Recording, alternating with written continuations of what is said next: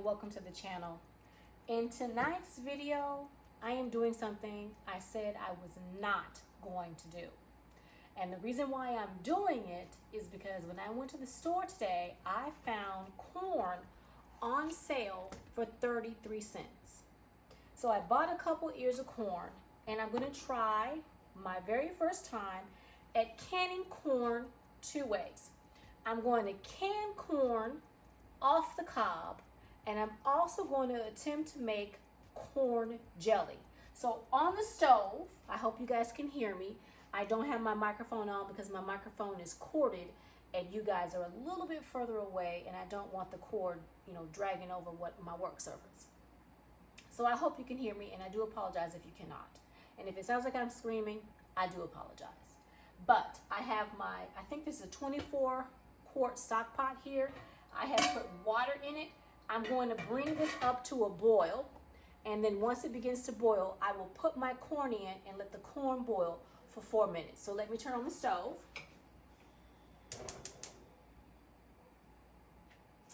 I have my pressure cooker and pressure canner, because it does both. At least that's what the box says. I've never used it as a cooker. I've only used it as a canner. And I have changed my weight to the proper elevation. I am at 10 pounds of pressure, so I have it changed to 10 pounds of pressure. I have cleaned it. I have added 3 quarts of water to it, which is what's required for it. I've added a little bit of vinegar in it.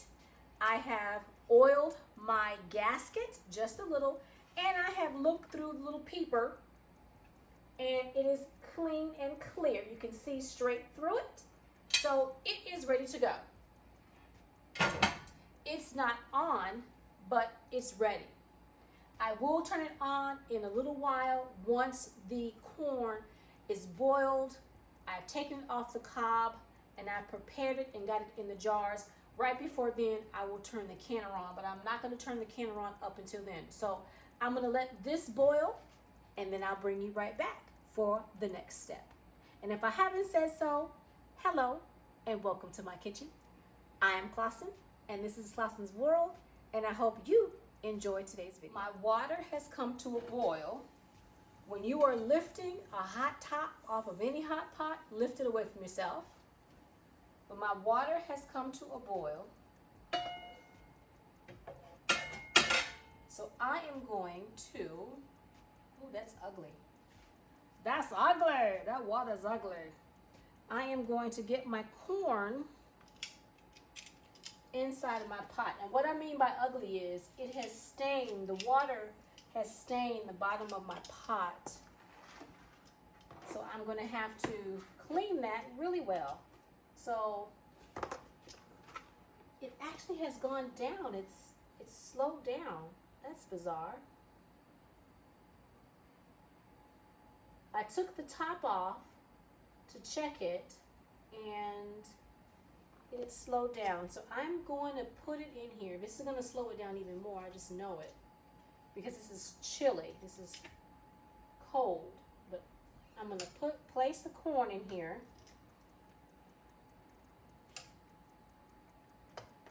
And let it go for 4 minutes.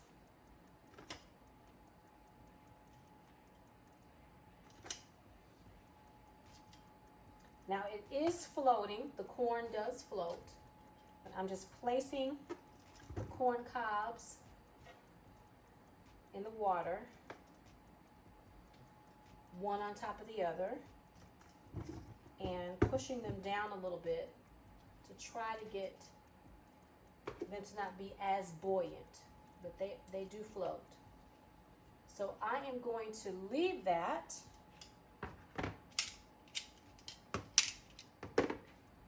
Put the top back on and check it. As soon as it comes back to a boil, because it did drop down a little bit, because it was boiling a little bit ago. That's odd. I could swear it was boiling. It does have bubbles coming up. So I'm going to let that sit, and then I'm going to turn the timer on as soon as it really starts boiling. So timer has gone off. So it is time to turn off the fire and get this corn out of this pot.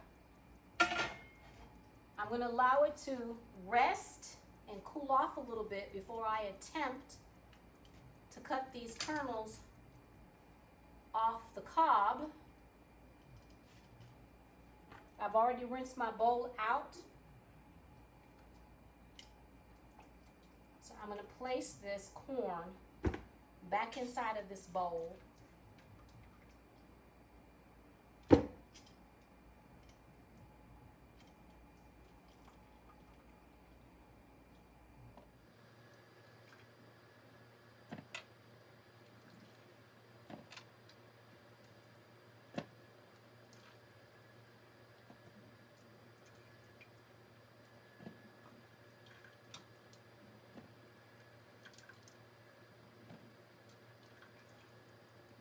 I am going to let my corn cool before I start attempting to try and take these kernels off. While I allow this to cool, I am going to take this water and dump it out. It's hot, so I don't want to dump it into the sink. I don't want to waste it. So I'm actually going to let it sit and cool a little bit. Then I'm going to dump this into the garden because I don't want to waste this water. It can be used in the garden. But I'm going to let it cool down a little bit. I let the corn cool down a little bit and I began to cut the ends off. I read somewhere that you were supposed to cut the ends off. And as you can see, this one did not germinate well. So I am going to cut this all the way back to about there. And if there are any ears of corn anywhere on here, any kernels, I'm sorry, if you have any kernels that don't look the best, then I pop them out. I just take a little butter knife and just pop them out. That one doesn't look too bad. So in the bowl it goes. On to the next step. It's time to take the kernels off of the corn. I do not know how successful this is going to be. I have 3 different tools here. I have this corn cutter. Never used it. I just took it out of the packaging. This was probably one of those buys that they got me on. I have a knife, which I see people use a knife. And I have a vegetable peeler, which I don't think is going to be useful, but I thought I would pull it out anyway. So I'm just going to start with a piece of corn that is pointy along the top. And it says to put the serrated edge, there's a serrated edge there, down on your corn cob like so, and push down. But it doesn't appear that is going to, I don't know how this is going to work, you guys. So I turned it over because this is a smaller end and it looks like it's not going to get all that corn right around there. So I'm going to try this end first, like so, and we'll see how this goes. I don't know how this is going to work, but this might take some elbow grease I don't have. I may have to call in reinforcements for this one because this is not working and it should not take this much effort to get this off of here. So, I don't know. Okay, I see you. I see you. Okay. So maybe you just have to, in this instance, for me at least, twist it down. Okay. I'll figure it out. So I'm not going to force you all to sit here and watch all this. I'm going to twist this, get this corn off my hand. I'm going to twist this down as you see me doing and get that corn off. I don't know can you all see that, how it's falling into the bowl as I twist and move it down. Hope you all can see. I'm right-handed. This is one thing I cannot do with my left hand. I'd be afraid that I would slip and hurt myself and end up in the emergency room getting stitches or having something reattached, and I'd rather not. So let me do this and I will be right back. So let me finish this one and I'll show you. Okay, so that's what that looks like. So I am going to take the knife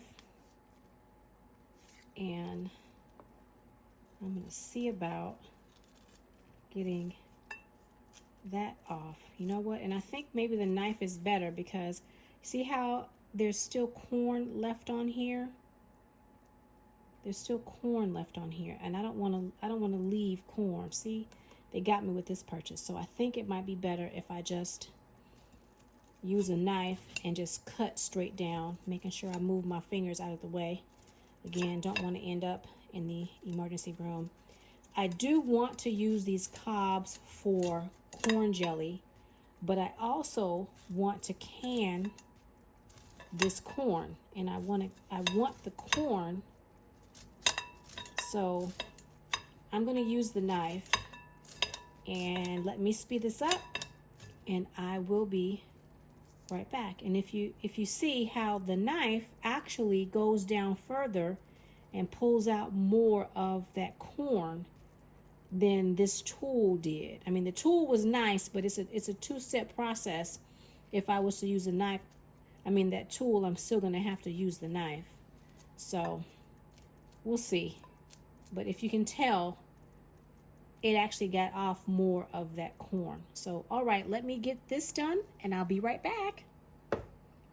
This ended up being more corn than I thought it was going to be. This bowl, I don't know if you can see the size, but this is the largest glass bowl that I have, and it is pretty much full of corn. So I was hoping for at least 4 pints of corn. I'm not sure if I'm going to get 4 pints. I only took out 3 pints because that's all I had nearby was the 3 narrow neck, or what is it called, y'all? I haven't canned in so long. 3 I can't think. Regular mouth. Ooh, see, sometimes you have brain farts. I'm having a brain fart. All right, so it's late.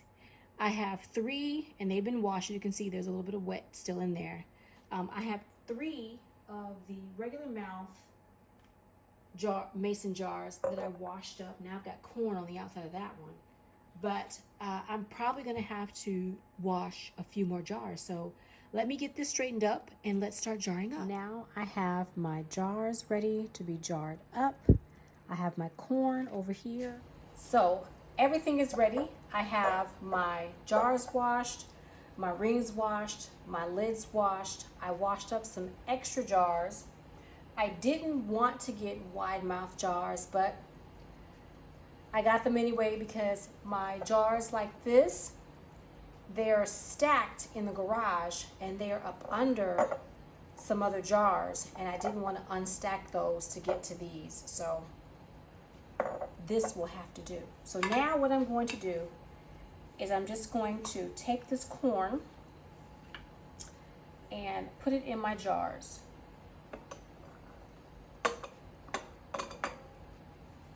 Just like so.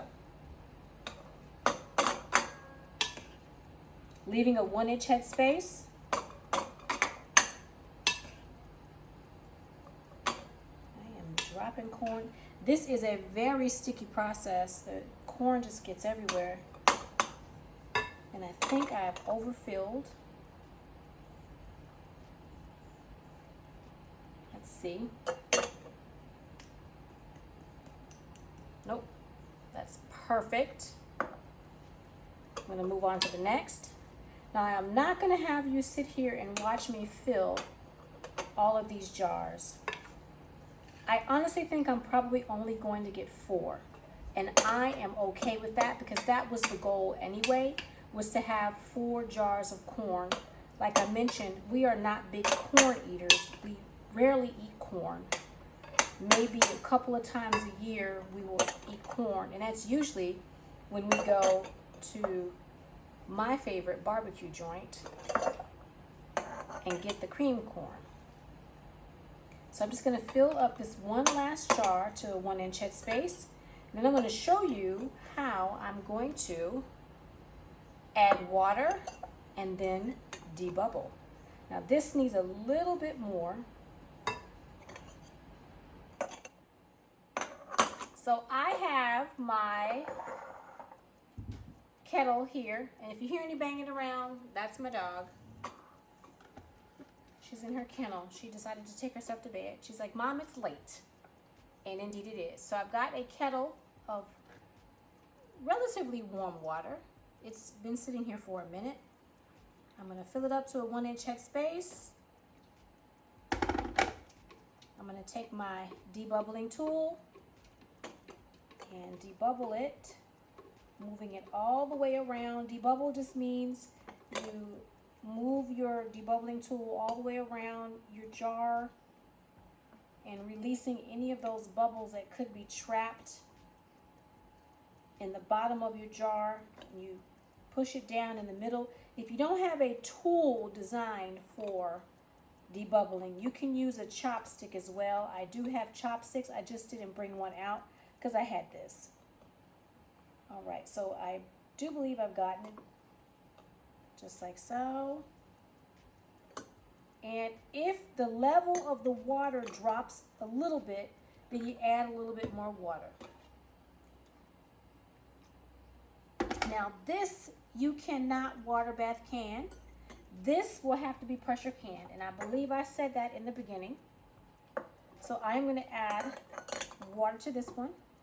Yeah, that's more like room temperature. So it's not really a hot pack because my corn has gotten cool, and this is cool. This water is cooling off, and I'm okay with that because it's going to take me a little time to get this corn jelly together because it's in the pot right now boiling, and it's going to take a little bit of time. So I am going to see what I can do here. I may not be able to get them all in. If I can get 4 jars of corn, I won't worry about it because the corn jelly, from what I am seeing, needs to be water bath canned anyway. So I can just kind of take care of this all in one whop. I do not have my pressure canner on.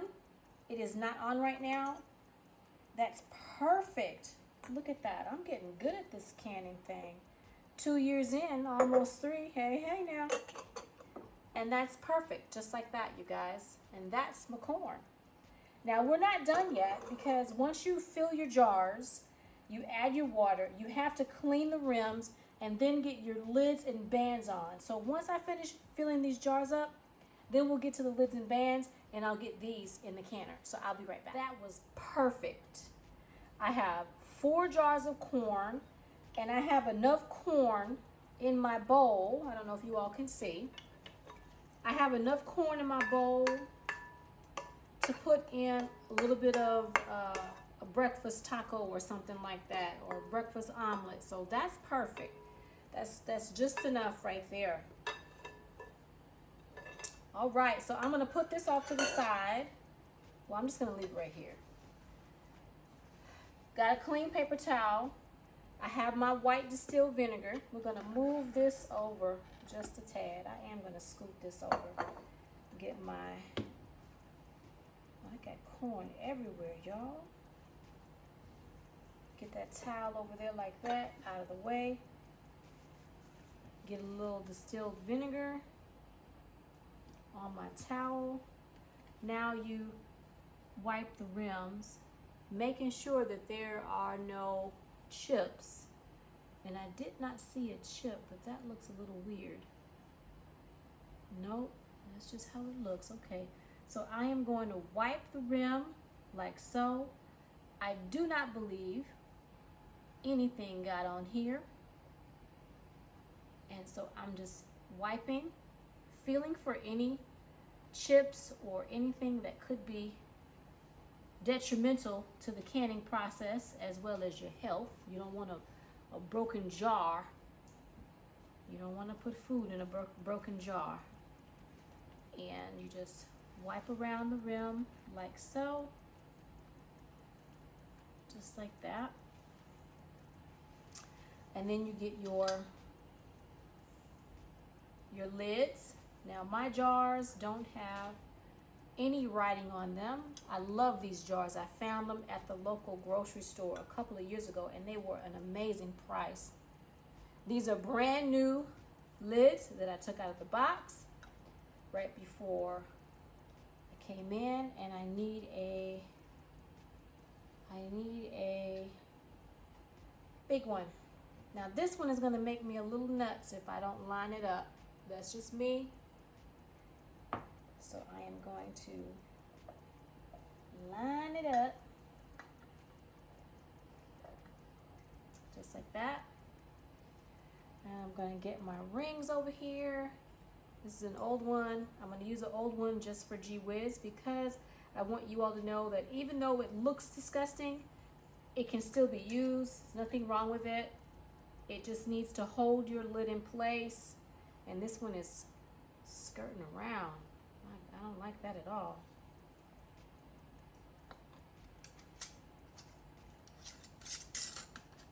Fingertip tight, just like that. Off to the side, and I've got these here. Fingertip tight. Fingertip tight. Now that one felt a little strange. I'm going to redo that one.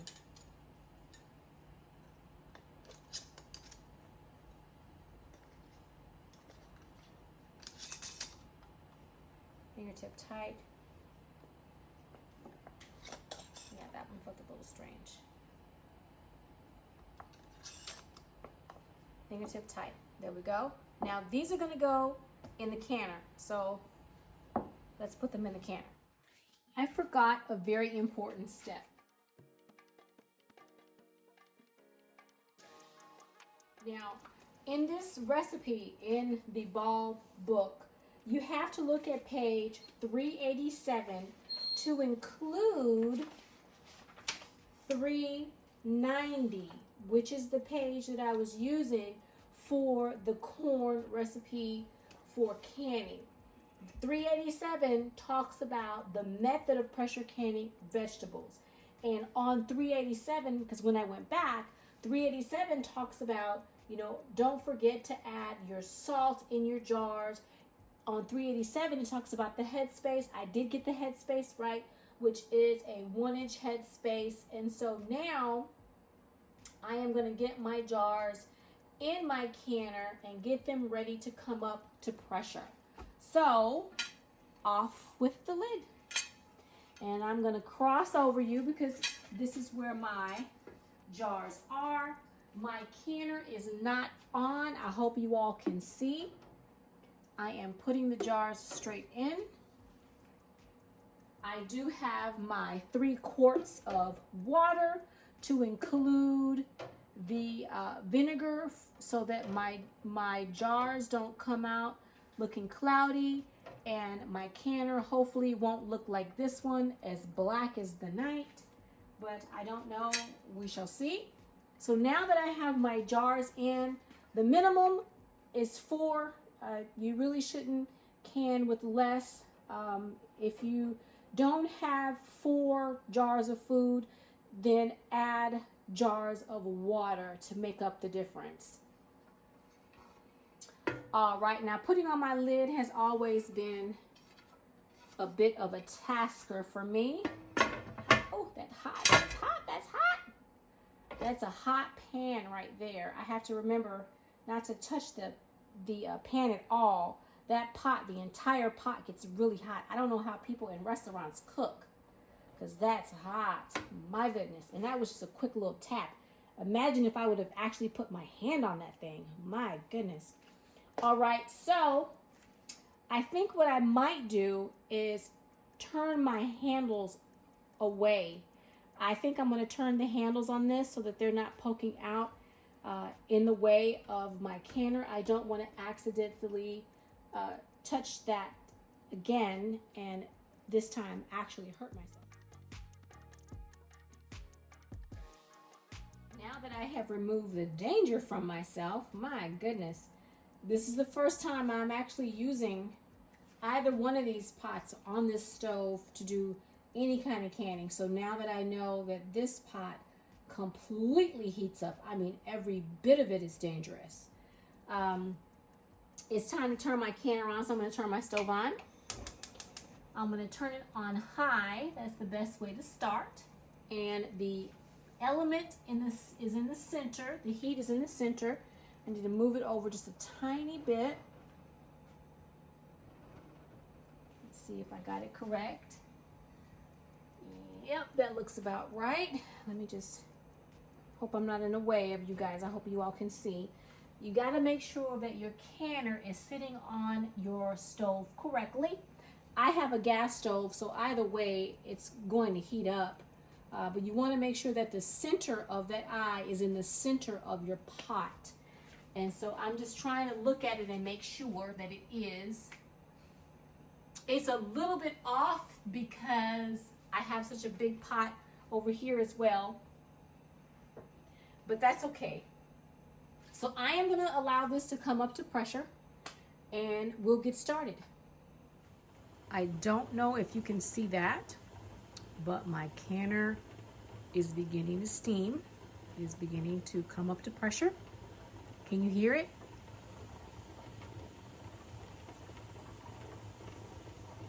It is bubbling in the inside. So as soon as the lock pops up and that begins to really roar, I'll count down for 10 minutes. After 10 minutes, I'll put the jiggler on. And then I'll look for my sweet spot and we'll get this party going. The jiggler has started jiggling, so I'm going to set the timer for 55 minutes. It's going too fast, so I have to find the sweet spot. So I'm just going to turn it down to where I think is the sweet spot.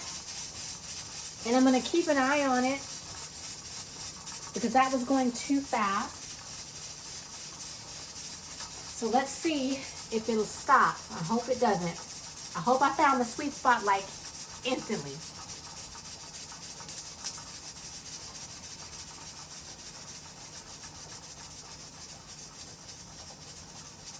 Let's watch and see. That is the sound and the wiggle, jiggle jiggle, of the sweet spot.